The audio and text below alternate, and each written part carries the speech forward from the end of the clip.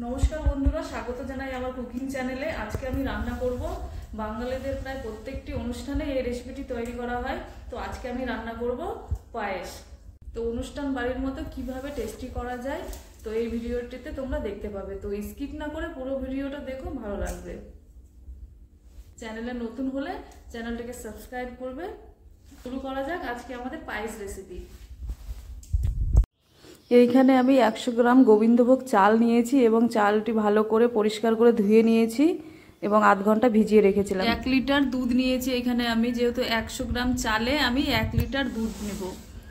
দুধটা আমি ফুটতে বসিয়ে দিয়েছি। এইখানে আমি কাজু ও কিশমিশ নিয়েছি, আধ ঘন্টা ভিজিয়ে নিয়েছি জলে।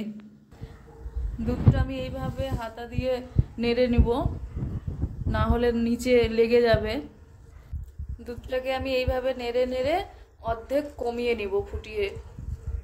এবারে আমি দুধটা ফুটিয়ে নিয়ে অর্ধেক করে নেব, পরিমাণটা আমি অর্ধেক কমিয়ে নেব।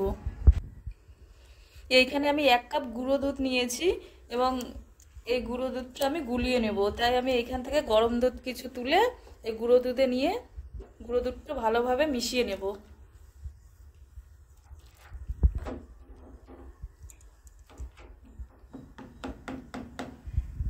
এই গুঁড়ো দুধটা আমি লাস্টে দেব।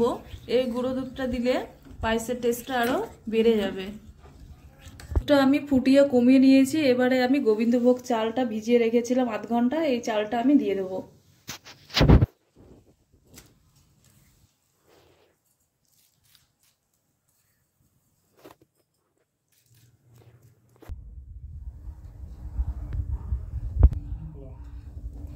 এবারে আমি চালটা সিদ্ধ করে নেব 90%।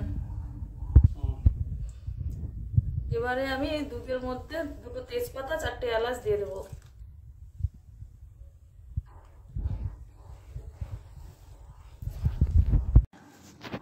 চাল সিদ্ধ হয়ে গেছে, আমি এবারে গুঁড়ো দুধটা দিয়ে দেবো এর মধ্যে।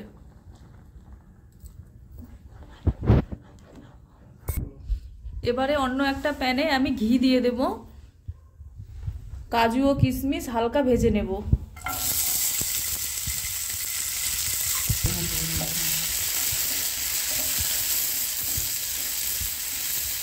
কাজু কিশমিশটা আমি ভেজে নিচ্ছি, কারণ আমি ডাইরেক্ট পায়েসে আমি কিশমিশ ও কাজু ব্যবহার করলাম না।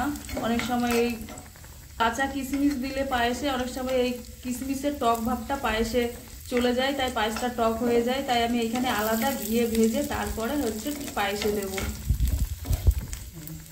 ভাজা হয়ে গেছে, আমি হালকা 30 সেকেন্ডের মতো ভেজে নিয়েছি। এবারে আমি এটা পায়েসে দিয়ে দেবো।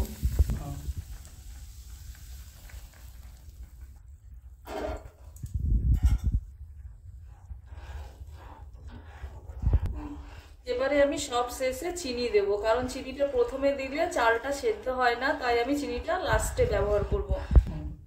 এইখানে আমি 100 গ্রাম চিনি নিয়েছি, আপনারা চাইলে কম বা বেশি ব্যবহার করতে পারেন। চিনি দেওয়ার পরে পায়েসটা পাতলা হয়ে যায়, জল ছেড়ে দেয় অনেকটা, তাই আমি একটু ফুটিয়ে নিচ্ছি। তারপরে এই আরেকটু 5 মিনিটের মতো ফুটিয়ে নিয়ে নামিয়ে নেব। একটু পাতলাই নামাবো, কারণ পরে ঠান্ডা হলে পায়েসটা জমে যাবে, ঘন হয়ে যাবে।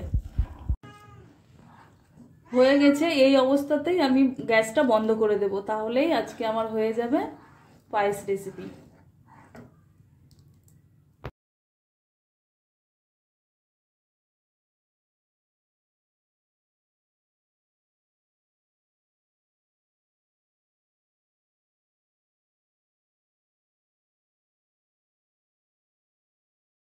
লাগলো আজকে আমাদের এই পায়েস রেসিপি। যদি ভালো লেগে থাকে তাহলে অবশ্যই লাইক করবে, কমেন্ট করে জানাবে এবং আমার চ্যানেলটিকে সাবস্ক্রাইব করবে।